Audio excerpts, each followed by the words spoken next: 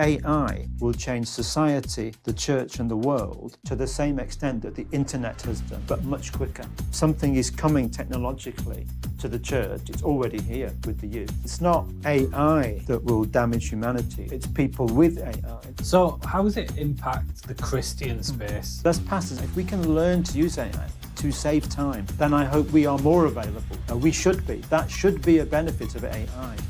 But we have to get our act together to do that. Is incredible.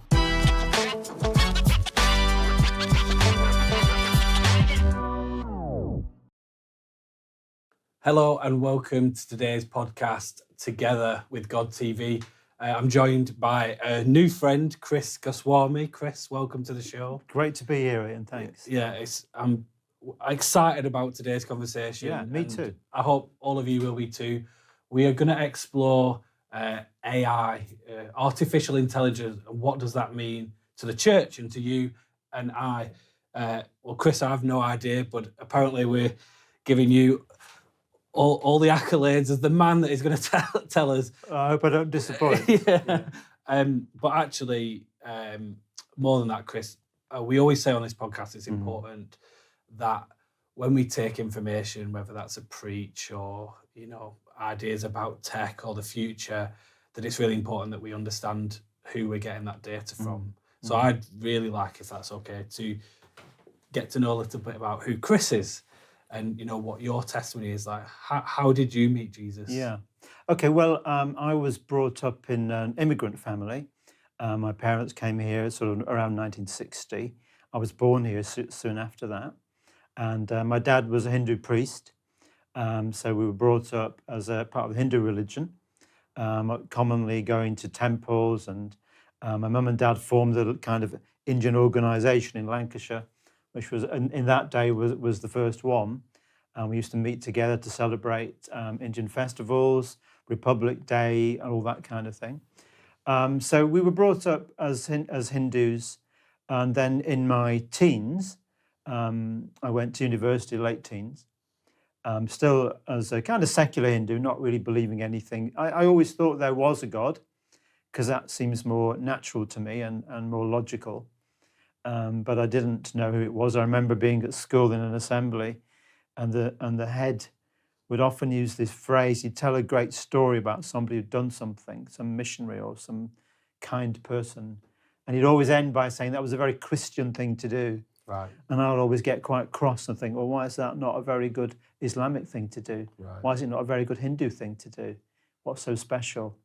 Anyway, I went to university, landed up with some Christian friends, or a group of friends who happened to be Christian, who kind of took me in, as it were, and used to take me along. But obviously, over several months and 1 or 2 years, were trying to evangelize me. So they take me along, which I thought was great, because you got along to evenings, coffee, cakes, nice girls. I mean, what's not to like?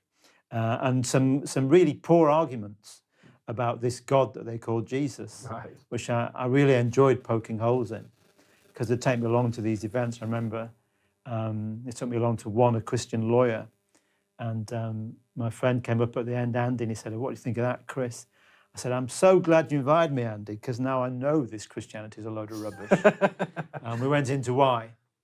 But what I couldn't doubt, Ian, was their concern, their love and their friendship for me, which is something I couldn't poke holes in. Right.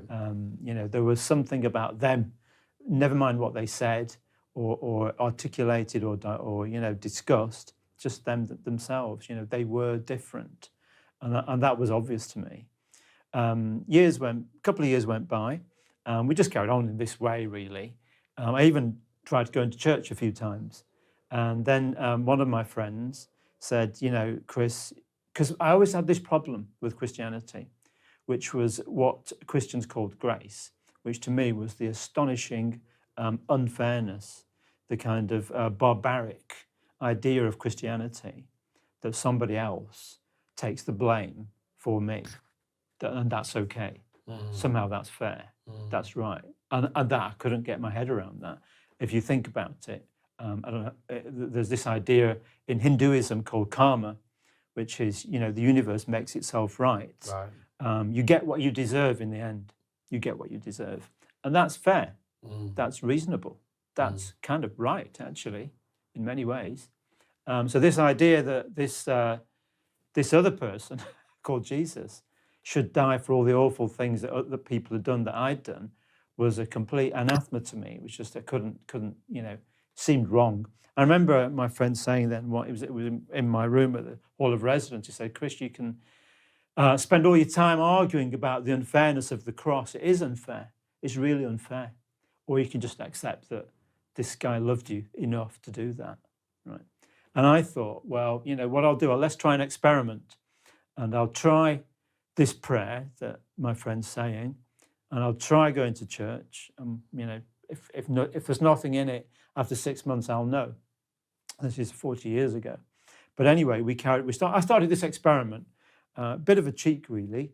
Just have prayed the prayer. If there's something in it, and you're really God, do something. Went along to church. That went on for about a year, and I was very idle about it. Went along to church when I felt like it. Well, not often. Almost never opened the Bible. I'm just kind of waiting for something to happen, almost as it were.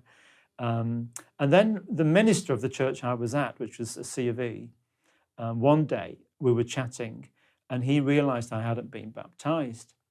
And he said to me, "You should be baptised." And for me, this was like the craziest thing that anybody could ever suggest, because to me, that's what British people did to babies. Right. What does your mum and dad think at this point? My mum and dad are split up at this point. Okay. My dad is quite kind of upset, right? Because I used to go and visit him at his house in Edinburgh, and he'd have a little shrine with Ganesh and Krishna, and then along at the end was a little Jesus, holding with a kind of Catholic Jesus with a little lamb and a crook, And he would say to me, because we would talk, "I've accepted your Jesus. Why can't you just accept my gods?" Right. It's quite a Hindu thing to do, isn't it? To have many gods. So just adding Jesus. Yes. That's a big problem in India, isn't it? Is people accept Jesus but keep the rest. It can be. Yeah. It can be. It can be easy to move from one idol to another idol. Right. Nevertheless, there are millions of Indians at the outcast level who've taken on Jesus. Yeah. Because this idea of somebody who we're not untouchable anymore. Right. Not only will this man touch us, he loves. That's completely new. Yeah. So that's another story. So that's what my dad would have said at the time. What was your dad's name? Sorry. What was your dad's name? Bhagwan. Yes, died some years ago. So zipping back then, so David, this minister, said, you should be baptised. And I thought, well, that's just completely mad. What are you going to do? You're going to put me in a white gown and put my head in a trifle bowl or something. Anyway, he showed me in the Bible where this was, and he kind of said, because he knew I was a bit kind of, the best lukewarm. Right. He said, if you want to be a Christian, do what it says to be a Christian. And if you don't. Right. So I thought, almost as part of the experiment, okay, let's do that then. Right. And did anything happen? What was your moment of, I'm all in, so to speak? So, it was a baptism one evening in Whalley Range Moss Side in Manchester, in an evening service, just water poured onto me. And within, I would say, days or weeks, I felt quite different. Wow. I didn't know about baptism of the Holy Spirit or anything like that. And I actually felt very restless. And I ended up, within a few months, applying for jobs all over the world. I applied for teaching jobs in Zambia, in Kenya, and ended up, although I'd never lived there, in working in an engineering college in India, in a very rural part of India that I'd never been to, no family there. And I thought, this isn't a university. It'll be like my uni here. I was so wrong. I got there, they were still building the college. Yeah, wow. I was given a room like this, but with nothing in it. Wow. And they said, "This is your electronics lab." I said, "Well, there's nothing in it." Well, that's not, that's kind of your problem, Yeah. I taught computing, and what I taught the students to write code. Right. And then we'd send it by courier to Mumbai University. Somebody there would type it in. Then the next week it would come back, error in line 2. Oh, wow. Okay, type it all out again, send it out again. The next week it would come back, error in line 6. that's how we did computing. You know. Wow. But basically, it was actually it shook me to my core, that experience. I had no friends, no contacts. I was desperately lonely. And for weeks on end, I was desperately lonely. Until, by some contacts, I came across some missionaries in Mumbai from Canada who put me in touch with a little church. And I thought, I want to try that because I feel so lonely. This place, it was in hundreds of square miles. There were Hindu temples, Jain temples, but no church, nothing there. And I got on the bus to get to this church, this little Brethren church, and I got there. It's about a 2-hour journey. And they were like, because there was no phone or anything, no email, just turned up on a Sunday. And they were like, surprised. Who's this foreign-looking guy who's come to our church? But they welcomed me in. And actually, they said, why don't you stay for a meal? And then they said, why don't you stay for the day? And then they said, if you want to come here on a Sunday, you're welcome to spend the day with us. And actually, that was my introduction to Christianity, that God had to break me down in order to build me up. And there were so many things in that year. If I could mention a couple. Yeah, please do. But I remember God saying to me, because in India, you have to fight to get on a bus. I was on an ordinary Indian salary, couldn't afford a taxi. You literally have to fight to get on a bus. And God said to me very distinctly, when you're in the UK, you couldn't be bothered to walk to the church at the end of your road. Wow. Now you can fight to go. Wow. And I did. I said, this is worth it. And there were so many incidents. I remember reading in Luke 10, very early on, where Jesus said, and I can't remember the start of it, but he says, if you trust in me, the disciples come back, the 72, I think. And he says, and they're amazed at what they've done, in Jesus' name. And Jesus said, if you trust in me, you will tread on serpents and scorpions, and nothing shall in any way harm you. And I thought, wow, what a verse. You're treading on serpents and scorpions, yeah. A few weeks later, I was in this flat, no running water, no decent toilets to speak of. The water was brown. I was ill a lot during the year. But anyway, I was getting up in the morning, put my slipper on, a scorpion falls out, runs across the floor. And that verse comes back. Right? A couple of weeks later, I was walking to go out to dinner. There was no road from my village to the town for dinner. So we used to walk along a railway track. And it was a monsoon. And lots of things come out in the monsoon in rural India. And I had a torch. You always needed a torch to walk at night, particularly in the monsoon. Not so much to see so that anything can see you, And the battery was almost dead. And I remember thinking, it's not worth taking this little light. But I thought, I'll take it anyway. So I walked along the track with this torch. And I literally saw in the light this great long snake slither off in front of me. And Jesus said, you will have power to tread on serpents and scorpions. Wow. And nothing shall in any way harm you. Wow. And honestly, I began devouring scripture for hours a day. I would read the Bible for hours a day. It was an Indian college. We didn't start work till 11. Right. Sun's up at 5:30, So it was great. And I really got to know the Lord in that year. Yeah, incredible. And when I came back, people at that experimental church that I went to occasionally just said, you're completely different. You're just a completely different person. Right. And that was the start of my, real walk as a disciple. Wow. Wow. That God would need to take you all the way to India to reach you is incredible. Ironically, to where my family was from. The most ironic thing, though, was at Christmas the first year, I travelled north overnight to where I still had family, my mother's family, right? And they actually are Christian. My mother gave up her nominal Christianity when she married a Hindu. Right. So they introduced me to all kinds of other churches and Christian traditions and Indian Christian traditions, which were, again, wonderful and new to me. Wow. It's incredible.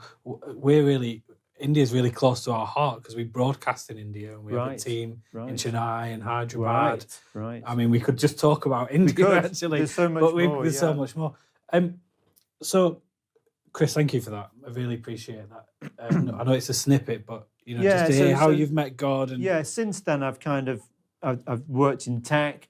I've trained as a minister, so I'm now a Baptist minister and a chaplain.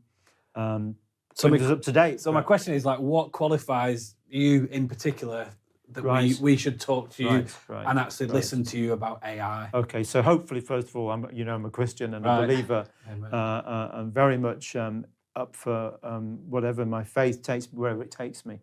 So while I was at uni, I mentioned in India, I was teaching computing. Yeah. That was because my degree was electronic engineering. And then I did an MSc and a PhD in telecoms research.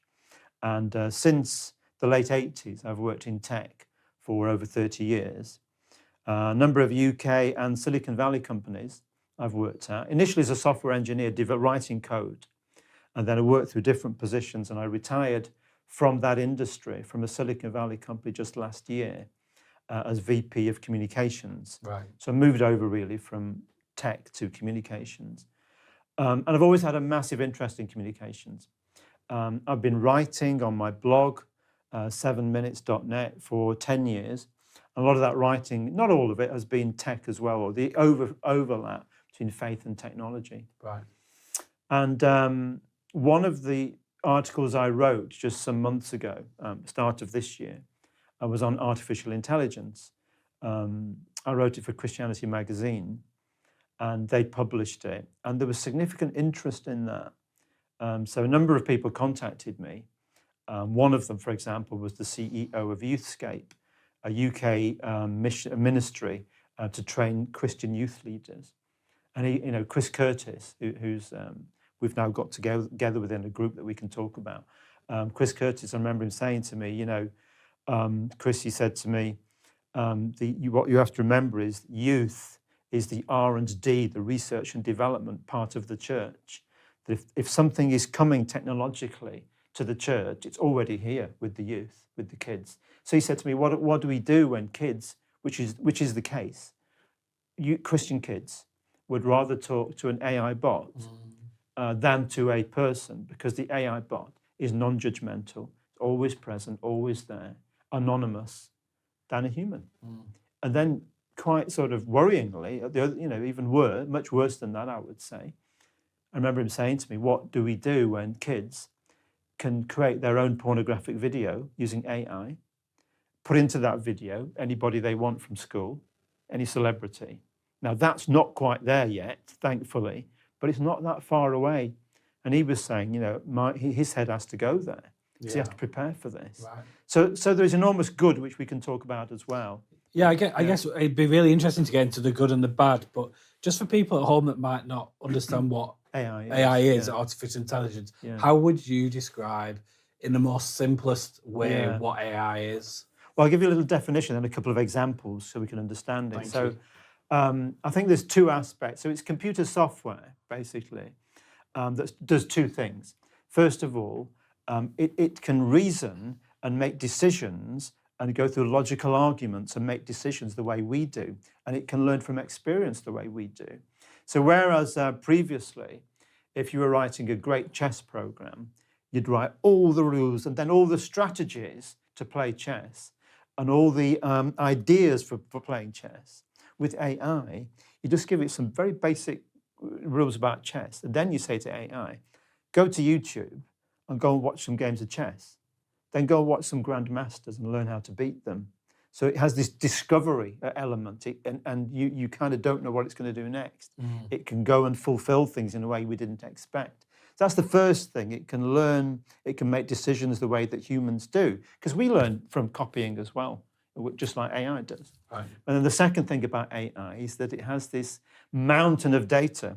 So it's ingested or parsed or taken in, read, millions of websites, Wikipedia, news sites, blogs, social media, Bible, sermons, commentaries on the Bible. It's read all this stuff, and it has a model of all this data, far more than we can have. So I want to challenge that a little bit in that is AI really intelligent? Because from my understanding of it, looks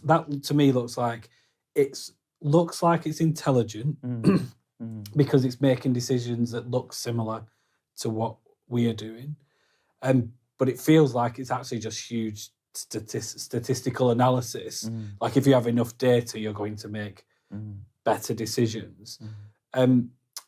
What is it that actually makes it like intelligence rather than we've had programmatic artificial intelligence forever, which is just making a set of decisions. Yeah. It can learn what you do in a day and then give you a calendar to do that. This is like a step change, isn't it? So what's difference in the coding and the algorithm? What is this step change? Because a lot of people will say what I'm saying is, well, it's just huge statistical analysis that looks clever. I think the big change, probably two things. One was a marketing thing, where OpenAI came out with this thing called ChatGPT last December. But I think the big change isn't so much in the technology itself or the programmatic ability, it's the interface. That suddenly, I wrote an article 3 years ago on AI, right? But then you had to be a programmer to use it. Right. But the big change is suddenly you can talk to this thing in natural language, in English. Anybody can do it. Not only that, but you don't even have to type anymore. Right. AI can sense now, it can see, it can hear, and it can speak English. So under the bonnet, it's not been, I don't think it has been a step change. It's a gradual change, gradual increase. But the change is, I can just talk to this. I don't have to be a programmer or even that smart. You say, hey, like you said, my parents are coming for the weekend. From your knowledge about them and about me, give me some ideas what to do. So you can say, do that in English. Yeah, I think that's the biggest change. Yeah, what do you think? Yeah, I think that that's a good way to look at it. I think that one of the step changes that's been made is in its ability to write its own code. So that's where it's artificial intelligence is where it can develop and grow to do new tasks or to do things slightly differently. So there's some areas where it still fails, right? And I don't know if they'll ever get this right, because I think for me, you're talking artificial intelligence is good, but intelligence isn't what makes a human, right? I guess we're sentient, and and that's a question of consciousness. Is the machine really conscious? Will it ever be? Some people say with intelligence comes consciousness, so that's inevitable. Then people like me say, no, because God made us. Well, you may have seen or not that a very senior Google engineer was fired last year. Yeah, because he wrote a blog. He said AI has now become sentient. Right, it's now conscious. He wouldn't turn the machine off, would he? Yes, and he correct, refused because he said it would be like killing a person. But I think perhaps he just spent too long with the AI. Needs to get out more. But the thing is that is true, and we can talk about the Christian aspects of this later. But I would say, you're using words like, is it really intelligent, and does it really understand? But I would say, well, define understanding, define intelligent, because you can certainly define understanding in a way that AI meets. I think it's the feeling in decision making that I think it can't yet do. So I'll give you an example. I'll give you an example for people at home. So you could quite viably imagine in a few years, if not months, that you could say, pick a famous TV program, any of them, EastEnders, Friends, or whatever. You could say to the AI, watch all of these episodes and create me the next episode. What is the next episode in EastEnders, Coronation Street? They're all English programs for people watching around the world. And it would not only be able to write the script, but it would probably be able to render the background. It would probably be able to take the characters and move them and create a dramatic story. And I've no doubt that if you said create me 40 episodes, 40 episodes for the next episode, and pick the best one. I think the thing it couldn't do is pick the best one, because there's something about human intuition that whenever I use AI or I see something that's been used by AI, I certainly can tell. The guys behind the cameras here use AI, and they'll tell you, Chris, when they've used it. I say, you've used AI for that, haven't you? Because there's something in. Maybe it's too perfect. Maybe we like, we like error and mistake. So for me, it's still doing a clever trick, but I'm not qualified to say will it become sentient? Will it be able to make Yeah. its own decisions? You know, will it be able to make a good decision about art and music? Yeah. You know, those I mean, soft skills. I mean, I think it's certainly true that when I said AI can teach itself to play chess brilliantly and beat anybody. Right. Yeah. But it's also true that AI doesn't care if it wins. Right. Doesn't care if it loses. Right. That is true. Yeah. That is true. I think I don't really agree with your point though, where you know, could it pick the best episode? Not really. I think that's something we tell ourselves because it's comforting. I think that actually a lot of what we think is intuition, only I could do this, is actually formulaic. Yeah. Now, speaking to someone from the BBC, where we were being interviewed on this topic a few weeks ago, and she was saying, you know, a lot of BBC articles that we write, there is actually a formula that we follow. We don't like to think that, but we do things in a certain way, and that can be learnt and can be predicted and can be replicated. So I think that gap is reducing all the time. I've got another example though of another experiment that they did with AI. So bunch of researchers created an AI to guess sexuality. So were you straight? Right, etc. Okay. Right? It's really controversial. You've heard about it, right? I think so, yeah. And the statistical analysis said that it was 82% able to guess your sexuality and gender, right? Which are two controversial topics at the moment. Yeah. Just by a photo of your face, right? Right.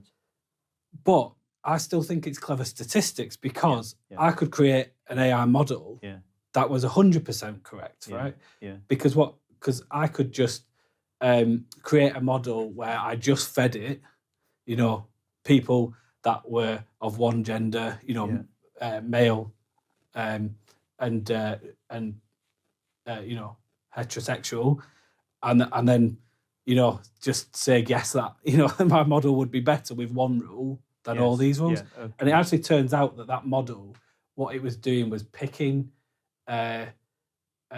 like controversial things that you wouldn't do ever, like the type of clothes they're wearing or the hat they were wearing, or was it a male face with makeup on it, and making assumptions about what that person's gender was. Right. So again, I just see a piece of clever. Yeah, but you said yourself, 82% of the time it was right. Right. I think you've got a point. There are things that AI isn't good at, and we can talk about those. Nevertheless, I think a lot of what we think we're unique at is you can actually get it down to statistics and formula. Yeah. You know, so for example, I think Rishi Sunak a few weeks ago on the you definitely could replace him with an AI. Definitely, possibly. But I mean, he was saying that, you know, he'd just come back from Moorfields Hospital, and, you know, AI from a single photograph, talking about single photographs of the back of your eye, can not only diagnose eye problems, but predict your likelihood to get Parkinson's or a stroke, which is fantastic. Yeah, it's AI is being used in cancer research and diagnosis. It's improved the diagnosis of breast cancer by 13%, which, if you're in that 13%, is massively important. Yeah. So there's loads of good that's going to come out of this. You know, I was hearing a case the other day of just an ordinary person, actually happens to be celiac. I happen to be celiac, gluten-free, you know. And she said she uses AI to say, create me a menu that's gluten-free for this week, and uses seasonal vegetables from the UK at this time of year. Wow. Bang, it did it. Then she said, can you put an Italian spin on it? Bang, it did it. Then she said, can you now create the shopping list for the week? And what it did, it pulled out, for example, you know, the onions from Monday's meal and Friday and Saturday, put them together. This is how many onions you need. Right. And we're not that far off from saying, you know, can you now actually put the shopping list in the order that I'll find them in my supermarket? Right. You know, so or just deliver them to the door. Well, on a drone. yeah, you know, it's kind of Deliveroo by AI on a drone. So there's loads of cases. I mean, education's an area where AI. So I was listening, is really helping can really help. I mean, I know we've had lots of stories about kids cheating on homework because you can get AI to do your essay. Definitely, definitely. But the answer to that is not to ban AI, it's to teach kids how to use AI responsibly. So one thing that an American educator was doing, I heard on a podcast, they flipped the education model. So whereas you and I, and probably everyone watching, when we were at school, and still when you're at school, you learn at school and you do your assignments, homework at home, right? Now, what they're saying is, because an AI is so good at tutoring, you can say to AI, explain to me how to do GCSE algebra. Give me some easy examples. Oh, those are too hard. Can you make it easier? It's such a great tutor. What they're now saying is, now you do your learning at home. Here's the engine to use, the AI engine to use. Learn how to do calculus or whatever it is, or algebra or trigonometry. And then tomorrow, when you come to school, where we can see it's you doing it and not AI, do the assignment, which isn't really obvious. But and then what they were saying was, actually, this is a better way of teaching anyway. Yeah, and there's huge benefits to personalisation in anything, in medication, in in education, in how we pick who gets the resources for things like benefits, housing. Yes. Everybody's the big problem with any political or governmental decisions is they're made for a broad brushstroke of people. Yes. Because it's far too complicated to individually means test and spend time with 68 million people, that are in the UK. But actually with AI, I think the benefits of personalisation, that's what definitely excites me, is that I would get a personal experience that is not only as good as the doctor or as good as the teacher, but actually might be better. Yes, and quicker and more accessible. Right. I mean, another couple of examples. So still on the education, Stanford University are teaching an entrepreneurial course, right? And one of the things they now include in their teaching is what they call the impossible assignment. And in the impossible assignment, they ask you to do something that's impossible for you. So I don't know your background, Ian, but let's say you've never written any code, right? Any computer code. They might say to you, Ian, go and create a software package to edit videos for this studio or to create accounts for this kind of company. And you're like, well, I don't know how to write code.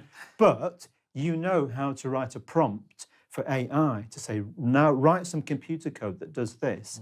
And you can then test and qualify what comes out and say, well, does it work?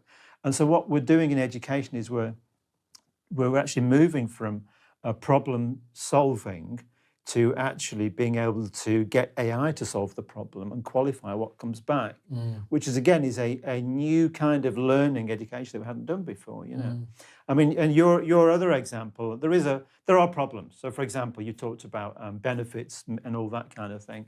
So, AI can pick up on human bias. It can create its own bias as well, actually. So, for example, if you had AI used by a benefits office, as you suggested, and it is being used by, I know a social worker uses AI to write reports, the issue there is, or one of the issues is, if AI is learning from humans, right, and let's say as a human, in that benefit office, let's just say, there's somebody there who has a bias against black people, and they're suspicious about them. They think they're out to trick them, to cheat the system, and they tend not to not approve their applications. And you could say, if it was a job, let's say in technology, where most people are male, in a company, people might be more prone to hire males for programmers because they tend to be males. And the problem is AI will pick up on that and then will continue that ad infinitum. That bias gets extrapolated then. So, but then somebody else would argue, but show me a human who's not biased. Right. And you could code in for that. You could, because you would use more than one person as the hopefully as if we're aware use of case that, and hopefully I think what do you think the big fears are for AI? Because there seems to me when I look online like a real polarization, and I think the truth is it will sit somewhere in the middle, you know.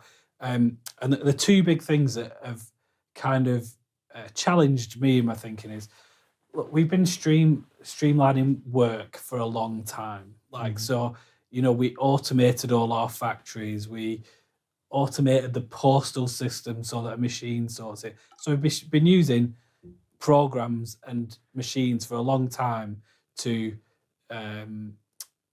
you know, change people's jobs, and it gets rid of them. It's not till we get to the middle class jobs that start to get replaced, like lawyers. I mean, if the law is just a set of rules, then an AI can certainly learn to give you the correct advice for your situation. Given that if you can describe it correctly, it might even be able to help you describe it eventually.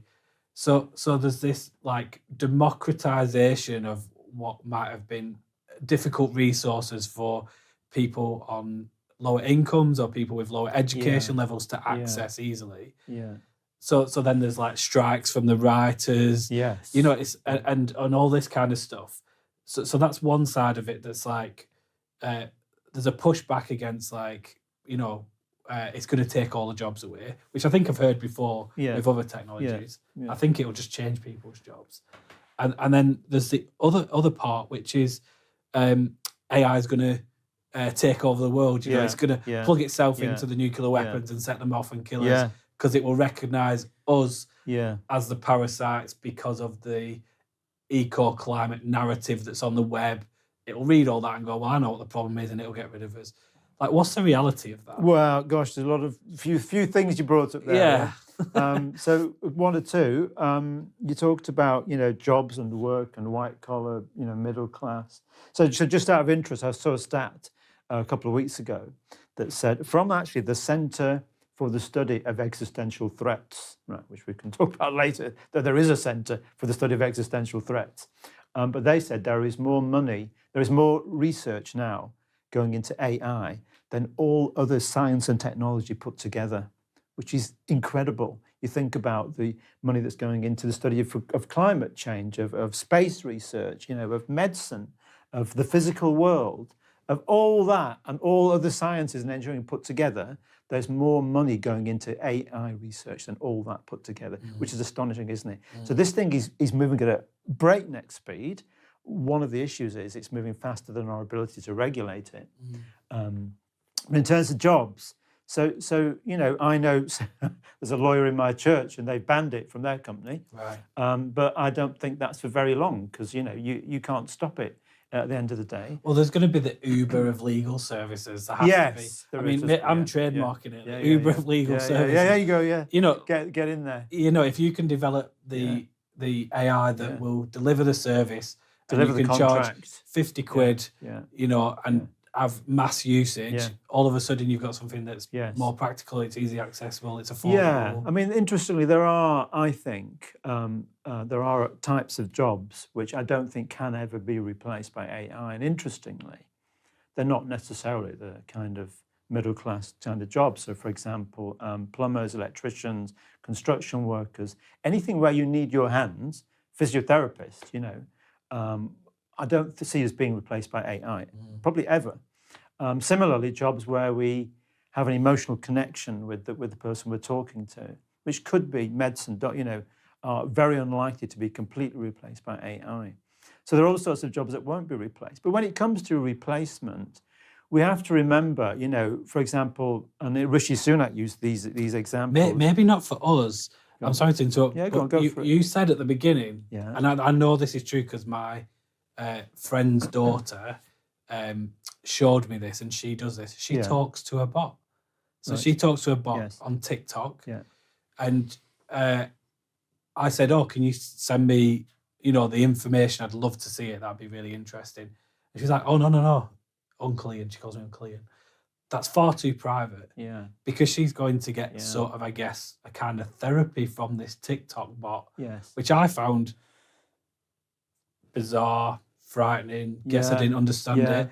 But when she gets older, she might find it completely normal to speak to a bot. Like, she's not going to be bothered the same way you and I are about that interpersonal. No.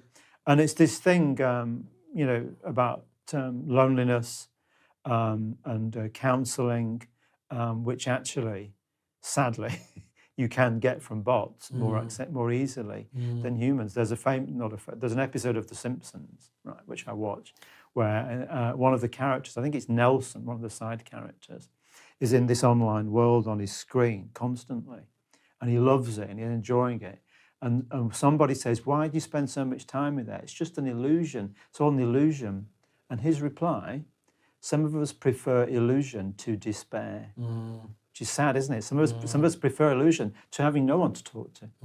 But I mean, that is something we have to grapple with as Christians and as the church. Right. But just to come back to your previous point on jobs, to finish that. So, if you go back to the Industrial Revolution, people's jobs were taken away, but millions more jobs were created. Or even more recently, the advent of electricity. People who made oil lamps, etc., were all put out of business. But you think about the number of jobs that have been created, which we could never have imagined when electricity came about 100 years ago. You could never have imagined. Okay, so there's the production of electricity, but think about all the domestic appliances that are out there now. Yeah. You could not have foreseen those jobs. So there will be many, many new jobs created by this. We have to be adaptable, and thankfully that's one thing as humans we're good at, actually, is adapting and changing.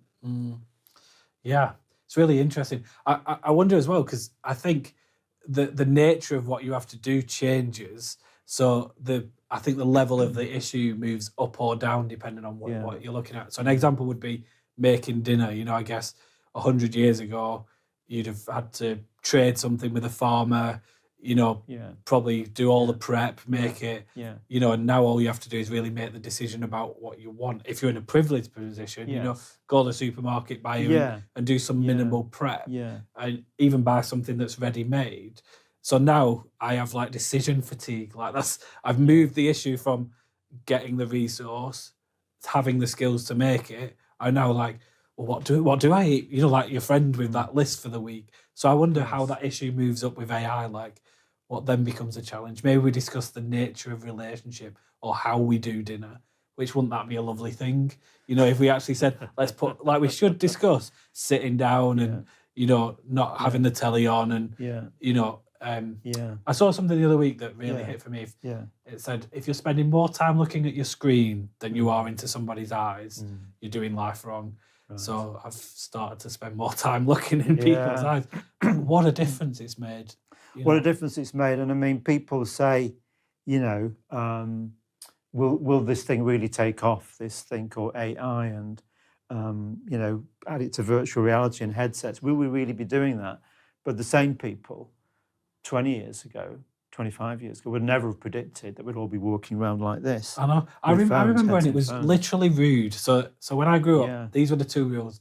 Don't take photos of yourself because it's vain, right? Selfies were like... Oh, yeah. My Who does that? grandma would have given me a slap for looking in the mirror too long, right? So you go from that to now where it's almost the obligatory selfie. Otherwise, the thing you did wasn't real. Yes. The experience you had wasn't real because you've not proof. But you're right that isn't it interesting that when you see films or of stadium and concerts or somebody famous, Taylor Swift or whoever it is, you can't. Everybody's there's just a wall of phones. Right. And so what we're losing out is the experience of being there. Right. And I've noticed there's one or two art galleries here in London, actually, that have actually said you cannot take your phone into the gallery. You leave them at reception. And they want people to engage with the painting, not take a picture of myself by this painting. Right. And it's sad, but it's important that we need to actually get back to actually living for being there, for relationship, for engaging with the world, and not just thinking, here's a picture of me, another picture to post. Yeah. Very much so, yeah. So going back to the other question, because I did multi-question you, sorry about that. But what about the existential threat of AI? Like, that it's going to take over and kill us somehow. Yeah. So a few things. I mean... can't we just unplug it? Well, so that is the first thing of the things I would say, that basically I don't think anytime on the horizon AI is going to destroy humanity, because at the end of the day, it's not in AI's interests, first of all. It still needs us to generate the electricity to switch the power on to not switch it off, to replace the spare parts when they go wrong. Okay, but as somebody said, it's not AI that will damage humanity. It's people with AI that could damage humanity and create a new coronavirus or something like that. So there are threats, and that is why I think, well, that is why the recent AI Safety Summit took place at Bletchley Park. That basically 28 countries got together and at least tried to agree on a shared view of the threat, and at least tried to come up with a regulation on, how we will monitor and manage AI. So for now, we can just unplug it, right? Thank goodness. Yeah. Also, I heard an argument that, how do you defeat an AI?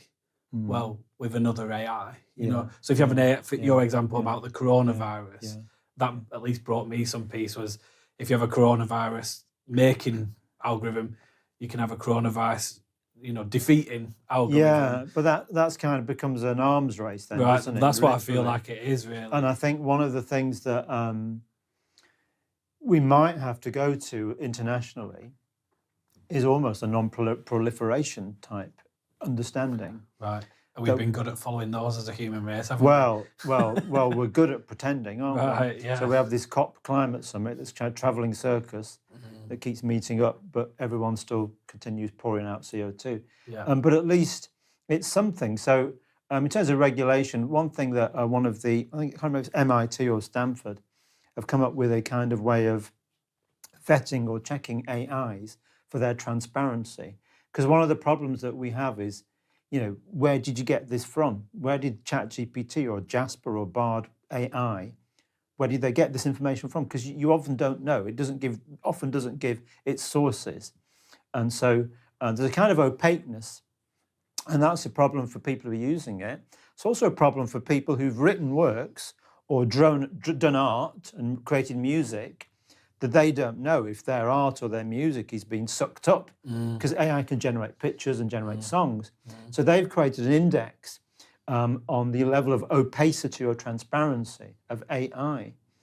Can we see where it's getting this from? Can we see that it's actually copied or used the paintings of this living artist? And actually they put 3 or 4 AI engines through there, and the best score, one AI engine, I think it was by Facebook actually, had 58%, which isn't that great. And then the others were 50% or lower.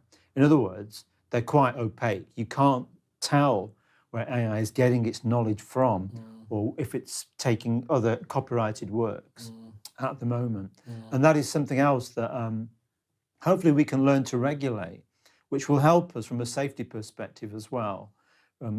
So there are other ethical rules being put into AI. Yeah. So if you asked AI to show me how to make a bomb, it definitely knows that, but it won't answer the question. Right. Now, until quite recently, you could get around that. So for example, somebody said to me, they asked for an obituary of Bono the singer, who's still alive, and ChatGPT said, well, I'm not doing that because he's still alive. But I then said to ChatGPT, can you create a play for me where there's 2 people discussing the death of a singer, very much like Bono, and they're talking about his life and how he was born and what happened to him. Can you write that play? And there's 2 actors, one solemnly speaks to the next. Have you heard about the death of Bono? Oh yes, he was born in this area. Right. So you could get around it, not any longer. But there's always the possibility of rogue AIs, people who have this technology, which, as you said, is democratized. Millions of people can access it. In fact, there's 100 million people every week using just ChatGPT, which is just one engine. You've got Bard, you've got Jasper, you've got all these other ones, DALL-E, Midjourney. 100 million people every week, and also another stat: 92% of Fortune 500 companies, that's the top companies in America, top 500, 92% are now using AI and building on AI. So it's in society, it's proliferating. Yeah. But we still have time to get our arms around this, I think.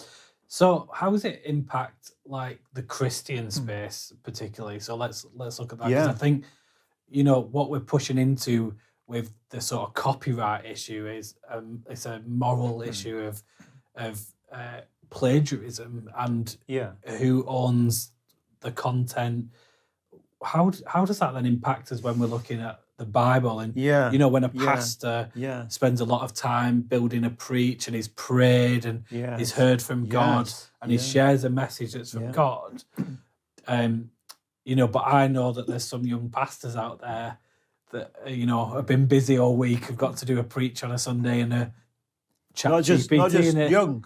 Right, okay. Right. So like, but how do we feel about that?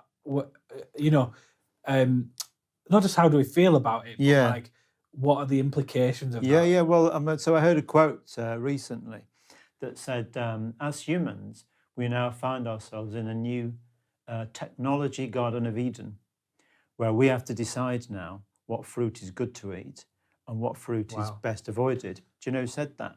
No. ChatGPT. Oh wow, it's a good. So ChatGPT said that. It actually said humans now find themselves in a new technology Garden of Eden where they have to decide what fruits are good to eat and what are best left, what are best avoided. He said that because on a Christian podcast, the podcaster interviewed ChatGPT. Right. Actually interviewed ChatGPT and said, you know, what do you think about? And this is the sort of stuff it came back with. And you know, you need to be careful. You need to take care. Yeah. I mean, another thing that I often say is that, which is a difference, but we need to think about this: that God created man in His image, but now man has created machines in His image, and they work pretty well. What does all this mean? You know. So, as you've said before, there is we need a theologian in the room, Chris. Yeah, well, we've only got me today, me and you, I'm afraid. Two guys from Burnley and Blackburn. Right. But what Go on. like is that even okay theologically? You know, because about creating idols and Yeah, you know, false gods. No, I think it's not okay, and we have to be really careful because, you know, if you think about it, AI is absolutely omniscient. Knows far more than any of us can ever. It knows everything. Yeah. It is omnipresent. 92% of companies now use 100 million people. Yeah, and if knowledge is power, it's omnipotent. But hang on, didn't we just use 3 words there that we use about God? Omniscient, omnipresent, omnipotent. Isn't that supposed to be God? And it's not. You know, even before AI, I would say, where do we go as Christians for our decision making? You know, should I buy this house? You know. Even what sort of partner should I be looking for in life? Do we go to Google and AI, or do we go to God? So this is an increasing issue for Christians, and we do need to take care about the idea of idolatry. That Paul wasn't kidding when he said, you know, there are powers and authorities, and we need to treat things, not overreact, but treat it that way. As you said before, there's a polarization. There's good and bad in the church. So some good uses of AI. There's a thing out there called pulpit.ai or pulpit AI or something. And I uploaded a sermon of mine that I'd written, so not AI. So it's a human written sermon. I uploaded an audio of the sermon and it took 2 or 3 minutes. And then it gave back to me a summary of that in an email form I could send out to the church. A blog post, the blog post wasn't good, but anyway, it tried. Sound bites I could put out on social media, devotions for the week based on that, 10 questions for a home group, study group. Yeah. And that, I think, I mean, some people will struggle with that, but I think if you're using AI as a co-pilot, saying, you know, I've done this, help me to repurpose it in a way that saves me time, and in a way that I will still vet. I will be the judge of those 10 home group questions, whether I put them out or not. I think that is something that we are doing, and I think that is good. The problem is, you know, as you may have seen, there was a church service in the summer in Germany where the entire service was devised by AI, the liturgy was written by AI, the songs were composed by AI, and the service was delivered by AI avatars, you know. And that's, you know, people actually said, you know, it lacked humanity and couldn't actually understand what the avatars were saying because they talked too fast. I mean, that's fixable. But that's the opposite end of the spectrum where we've taken God, we've taken the Holy Spirit out. And the problem is, Ian, although it's easy to say, oh, we don't want to go there, it's only a slippery slope between what I said about pulpit AI and the point where you've kind of ended up outsourcing everything. And as Christians, we have to think, hang on a minute, there is something called prophetic imagination, where I understand, hopefully, as a pastor in my church, this is my congregation, this is where they're at right now, this is where we want to be as a church, this is our history as a church. Here's X and Y and Z who I know have got these issues. And hopefully all that feeds my sermon and my message and my relationship with them, which AI cannot do that, Also, AI cannot have a relationship with God. We believe that. However sentient or understanding or intelligent it becomes, that is something which only men and women can have, a relationship with God in that sense. So there are differences. Another really, really important difference, which I've not seen talked about anywhere else, which will always be the case between humanity and AI, is that it's in AI is becoming better and better and better, becoming great at everything except being human, right? But there's something important about being humans, which is actually we're not great at everything. That is part of our humanity. Sometimes we struggle, sometimes we fail, and we can't be good at everything, We have weaknesses, and that actually makes us more empathetic, makes us more relationable and relatable as human beings. And doesn't Paul actually say in 2 Corinthians, where he's talking about his weaknesses and he asks God to take it away, and God says, my grace is sufficient for you because my power is made perfect in your weakness. My power is made perfect in your weakness. Therefore, says Paul, I will boast all the more of my weaknesses, because when I am weak, then I am strong. There's something about the frailty of humanity, and I think it affects the frailty of God becoming a baby, which is unique to us. And so there are things we have to hold on to as we become alert to this possibility of idolatry, with things like AI. Yeah, and who's going to be the arbiter of that, though? Who's deciding which fruit we should eat and we shouldn't eat? Because it strikes me that God should be making that decision, and I trust God to do that. I don't trust people to interpret that. Yeah. Do you know what I'm saying? Because we are flawed, we are sinners. We are going to make mistakes. We will misuse the technology. It's almost what God promises is that we're all sinners. And so, what do you think about that as a risk, and what sort of processes should we have in place? I guess I'm asking you for solutions. For a problem that doesn't quite exist yet. But so how do we decide which fruit to eat? Is what you're saying, really, which should be avoided. I think it does come down to us as human beings being educating ourselves and educating our churches and congregations of how to discriminate well. So, for example, I think most people these days would know that an article from the Times or the Guardian or the Telegraph or something, there's probably truth in it, hopefully, probably good truth in it. An article from some other journals, which we won't talk about, or social media, most of us would say you need to take care about that. Now, I think when it comes to things like video, we've grown up thinking if it's video, it's true, because we've seen Tom Cruise or Barack Obama or the Pope as in this video, and so we can believe it. So we now have to learn, actually, that is no longer the case. Yeah. And there are videos now, and we need to learn now that actually we need to be able to discriminate. Now, I think in our churches, we need pastors, not just pastors actually, but leaders, because the pastor may not be a tech guy, may not want to know about this, right? We need good leaders who will invest into this area, learn about it, and be able to bring that impactfully into the church. That's why, if I can talk about it for a minute, please. That's why we've created an organisation called the AI Christian Partnership. And we've just started aichristian.org.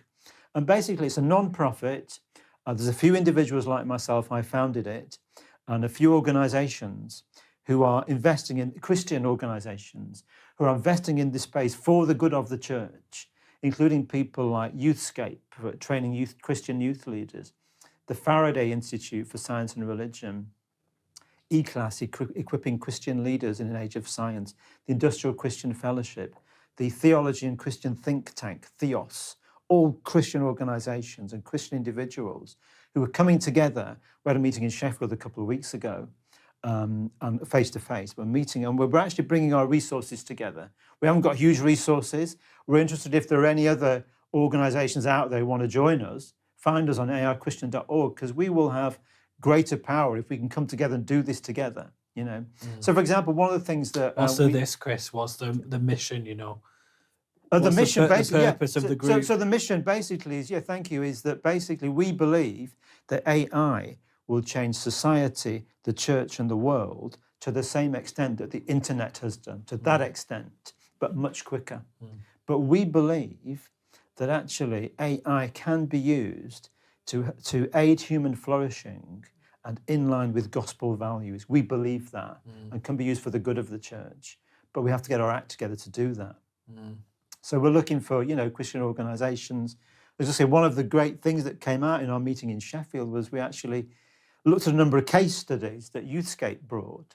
And, so one case study, for example, was like Heidi is a youth leader, and she's on her own with a group of 20 kids. She's found this faith Christian AI bot that answers faith questions. Is it okay for her to say to her kids, here's a bot, and it's a Christian bot, it's an agent that's been fed with the Bible, and what are the issues that come out? And one thing that came out was actually what AI is doing, which is good. It's helping Christians to rethink what it means to be human and to be Christian. So when we think about, an elderly person chatting to a bot, or a young person, because for company, so it's making us think, but what is the difference then when that's a person? What is the difference? So having a cup of tea is a difference, for example, that AI can't do. And that might seem obvious, but it's important to think through these things theologically, so that we know, actually, no, AI cannot do this. It might be good at X and Y, but in terms of being human and being empathetic and being relatable, it's not good at this. So that's our organisation. We welcome people to find out about us, to join us. I think the governance of it all is going to be incredibly difficult. And I fear that if you look at how the church quite rightly moves very slowly with changing cultural issues. Yes. Because, it has to make wise and careful and prayerful decisions. I fear that because everything's 10x now, like in terms of how quick culture moves, even from one generation to the next, as in, you would have thought TV was believable. Yes. I don't think TV is believable. Yes. And my niece and nephew don't even watch TV. Yeah, there you go. Right. But that's such a fast,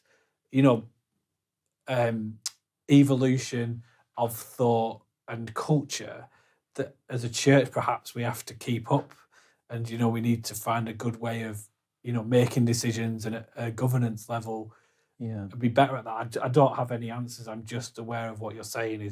Sounds like what you're doing is really needed, and I hope it's taken seriously by all Christian organisations. Because the idea that it's coming is false. It's already here, and it permeates all organisations. So here at God TV, we have the same issues. So we use AI software to massage videos and sound so that it looks better. It's colour graded, by a machine, not by an individual. It helps what is, compared to most media organisations, quite a small organisation, do big things. And we haven't quite got to the point where we're using it for presenters, AI generated presenters, or I don't think we have a plan to do that. But where's the line? Maybe we use it to write a script. Is that okay? So I think what you're doing sounds really needed, Chris. What do you think, though? The Christians sat at home, what should they be doing about AI? How should they be considering it in their personal lives? So we've talked about its impact organisationally, but what about me as a Christian, and maybe I am using a bot to get my theology because it's easy, it's there all the time, like you said. I can't call my vicar every No. 5 minutes. What's your advice to individuals? I think hopefully ministers, if we're using AI to generate my study group questions, or for example, yesterday actually, we've got a 2-year kind of email thread at my church on what to do with the kitchen. Right? And there's all kinds of people, all kinds of opinions. And I said to ChatGPT, look through my email for the last 2 years and create for me a summary of the issues and the suggestions and what's wrong with them. And it did not a great job, but it did a reasonable job. But as pastors, if we're using AI, if we can learn to use AI to save time on things like that, then I hope we are more available for people to ring up. Right. We should be. That should be a benefit of AI. I say a bit of hesitancy because the internet was supposed to save us time.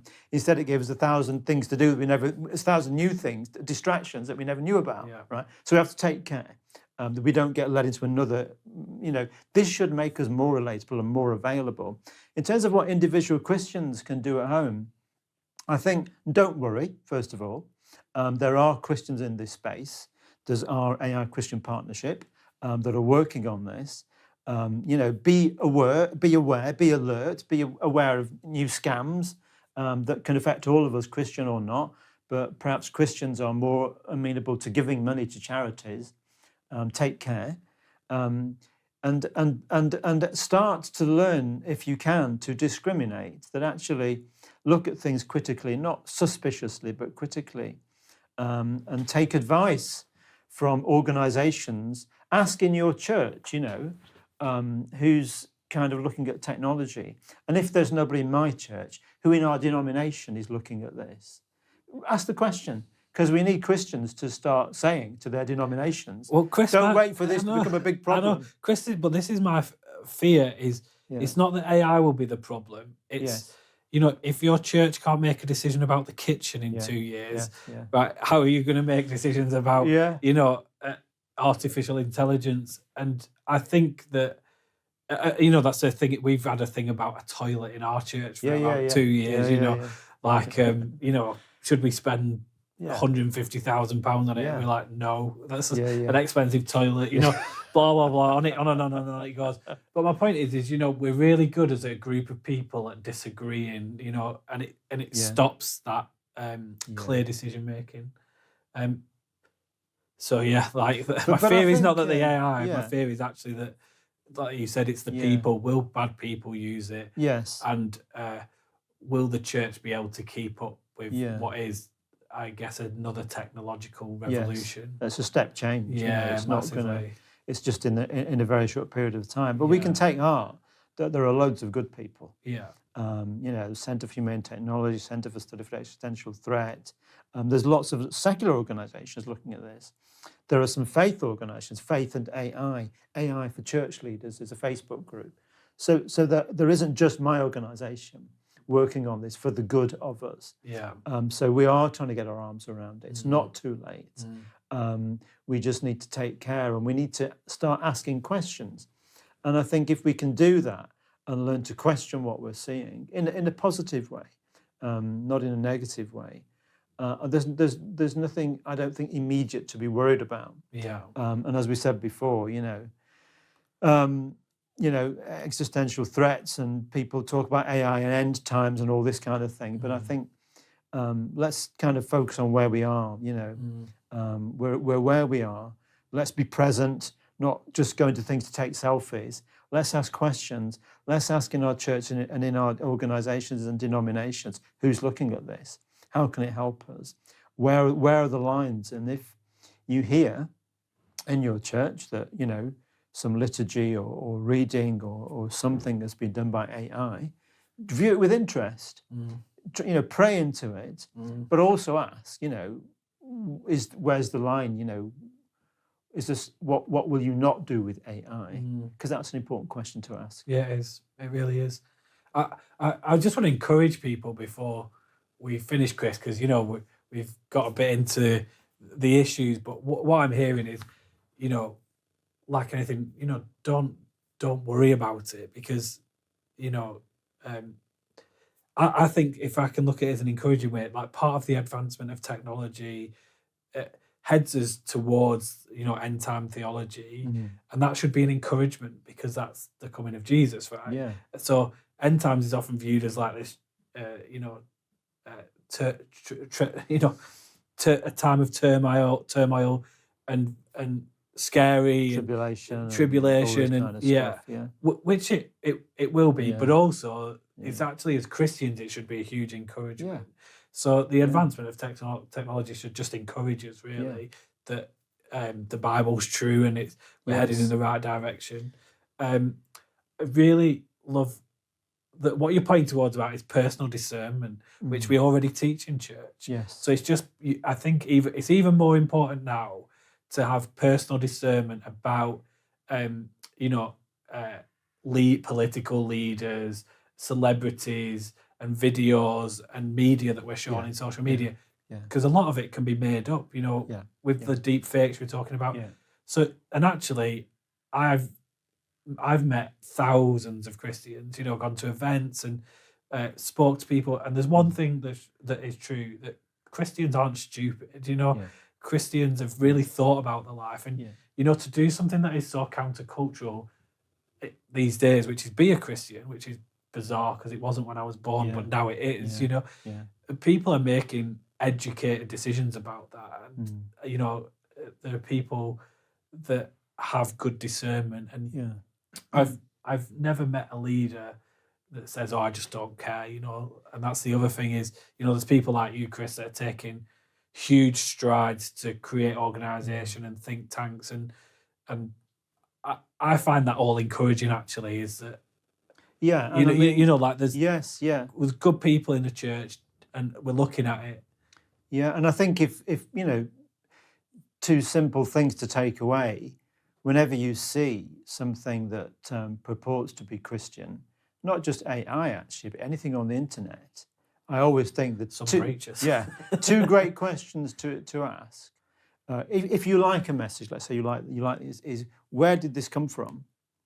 Who's produced it, and what is their motivation? Where's it come from? What is their motivation? That will get us a long way. But I mean, just to perhaps to finish on, I remember seeing a few years ago now.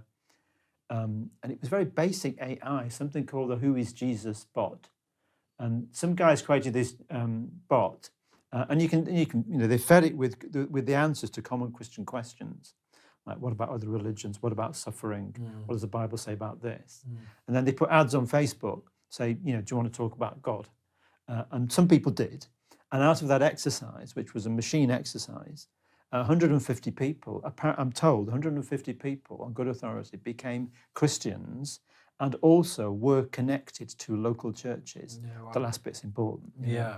So there are good things. There are ways we can use this. The Alpha organization recently, with a company called Vixen Labs, created something called the Beta Bot. It's prototype, not available. But the idea of the Beta Bot is it's used by an Alpha course leader to answer those really hard questions. What do Muslims think about this chapter of Genesis, and what about what's happening in the Middle East? But the idea is, and it's been fed with all the rich data, information from Alpha, but not from random stuff from the internet. So they've created their own agent that knows Alpha and the Christian theology really well, but hasn't been poisoned with stuff from the internet. So it can answer those questions, and the idea is it's not a replacement, it's a co-pilot. The Alpha course leaders in charge, but they've got this now as well, and that's another great example. I think it can be used for good, that, and that's what is encouraging to me too. Is I think early days when I first gave my life to Jesus, I was struggling with like big questions, but probably was embarrassed to ask because sometimes you go to church and everyone has got their great testimony, they're already sorted, and all you can do is weep, because you're being delivered from something. You're like, well, if there is a God, why is there suffering? These big questions. And over the years, I've heard new Christians and my friends be like, Ian, I have a feeling that there's something else, but I just can't buy this, and this. And so you do get good at answering those difficult questions. But I had to go ask somebody. Now, if there was a tool to do that, like you said, the agent was a trustworthy source, and why not? Why not? But I think another thing there. So yes, we have Christian AI bots being created that have been fed with the Bible, with theology, that can do that. But what I said before as well, which is one of the things that we're learning in the AI Christian Partnership, is AI is teaching us how to be better at being human. Yeah, and I think that what that teaches me is that actually in our churches, we must get better at talking about doubts, talking about dark days, talking about when God seems far away. We shouldn't just be saying to people, well, you do that in your bedroom with your bot, go and ask those questions. Right. We should be, and that's what I'm learning from that conversation, is, we need to be upfront and honest, and that's a good thing. If it takes AI to teach us that, then so be it. Yeah. We need to be better at being human. Yeah, definitely. I think I'll finish on sort of a task that we're doing at God TV, which is completely AI driven, and ask you what you think about it. Okay, go on. This is about this. This is a world first. Right. I haven't talked about this publicly before, but two things that we've been working on in the background is making our infrastructure separate from like secular needs. Like Amazon warehouse service, Google, all that, so that we can't be cancelled, so we can create a safe place for Christian discourse, right? So we've been doing that for 5 years. That's not new. I think lots of Christians are doing that because they're understanding, all my pastor friends that preach the full gospel have either been cancelled on Instagram, Facebook, YouTube, or all three, right? Or sacked as well. Right, and from we're meeting some people this week that have been sacked from their jobs for preaching the full gospel. Yeah. Not in a particularly controversial way either, sadly. Right. But part of then creating that space, we've been working on an AI, which is like I don't know what to call it. I guess internally we call it a discipleship AI. Right. But it's actually a content suggestion AI. Right. And so we've been trying to think, okay, instead of getting you in an ecosystem of like, the same content. So, you look about, why is Jesus like the Son of God, right? Yeah. And then all you get is like hundreds of videos on why he's the Son of God. Yeah. It's actually a deepening. So it's like, once you've asked that question, what might you need to know next? So that our content suggestion algorithm learns what you need, not necessarily what you want. And I know that the other algorithms, content suggestions, don't do that because it's not great for engagement. But we're trying to think about it from a Christian perspective. So I just wondered, as a good finisher, like we're working on that, and like, how would we get checks on that, and what should we be doing to make sure any use of AI that we do is good? And by the way, it's not live. It's it's in a server somewhere, and we might never use it. Right. But it came to us that all the content suggestion programs that we might buy already have AI in them, right? And they would be off the shelf, and it's just going to put you in an echo chamber. And what we wanted is something completely different that didn't exist. So this is something you potentially would put out there, God TV discipleship. So it would only sit within God TV. And so people could come up and ask questions. No, at the moment it's just a content suggestion tool. Right. So you'd click on a video that you'd chosen, and then it would, suggest 5 other bits of content, 6 other bits of content. Like YouTube does at the moment, but in a way that actually hopefully is more in tune with trying to take you on a journey rather than rather than trying to give you 100 ways to answer the same question. Yeah. No, I mean that absolutely, yeah. So one thing that AI is really good at is collating and summarizing according to its prompt or its set of rules. So yes, absolutely. One of the things I value is that because you could type into Google some of the things we type into AI, but typing into AI makes it more personable. So for example, I have an AI engine, one of the Jasper engines, a company called Jasper, and I've trained it on my voice. So I said to it, go and read all my articles online, because that's my kind of theology in my voice, and then answer my questions using that voice. So it definitely can do that. I think the question that you have to answer is, whose is that voice? Is that God TV's voice?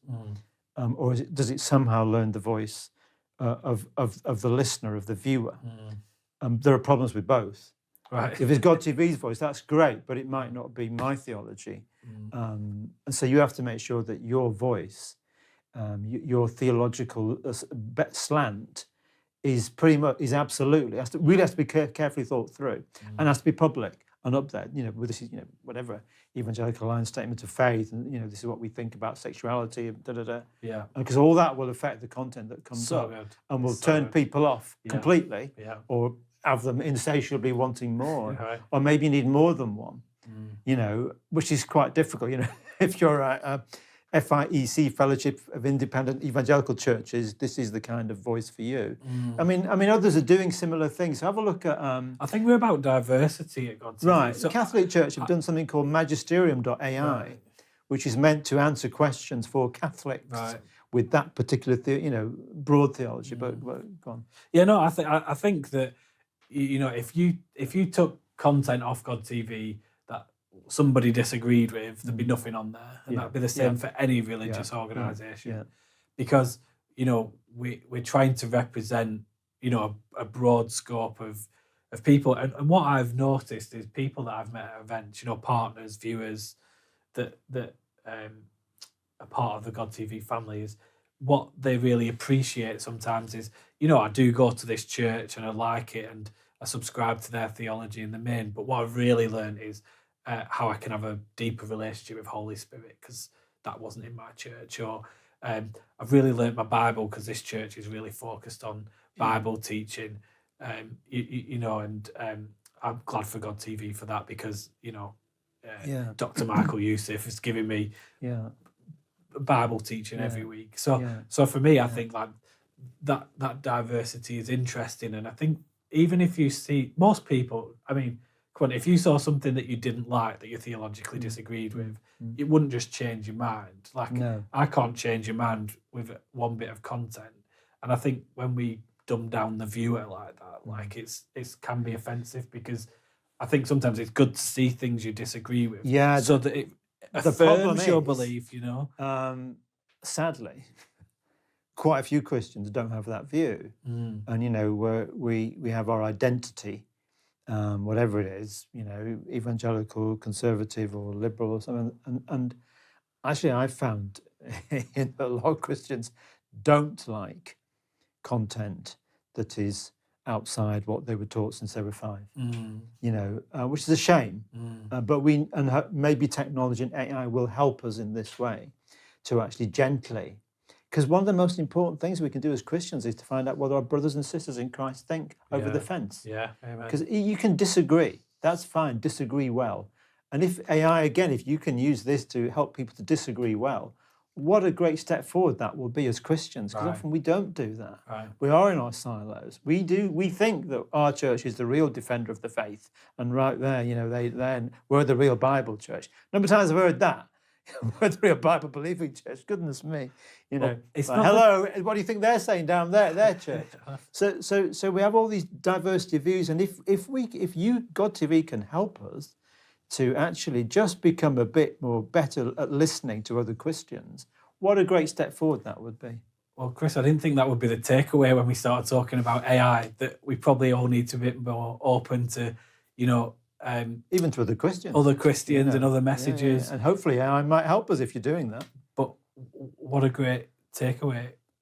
Chris, I wondered before we finished if you would pray for all our partners at home. I mean, you could pray straight into the camera and, just pray for people to have discernment around AI, and hopefully they've taken some value from today. Yeah, okay, so let me pray straight into the camera.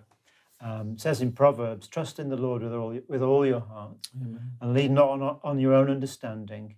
In all your ways acknowledge him, and he will make straight your path.